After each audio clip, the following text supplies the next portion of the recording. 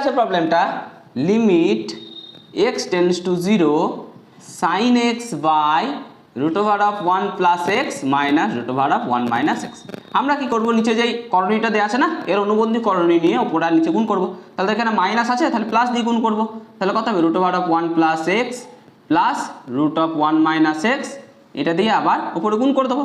Root over of 1 plus X plus root over of 1 minus X. তাহলে কী হবে দেখো, limit X tends to 0 sine X যেমন ছিল তেমনই থাকলো।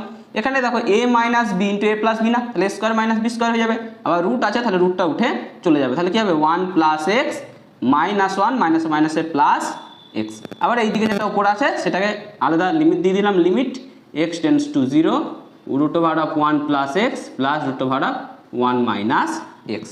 এবার কী হবে দেখো, limit X tends to 0 sine X by 1 minus 1 0 হয়ে গেল, এক্স প্লাস এক্স 2x।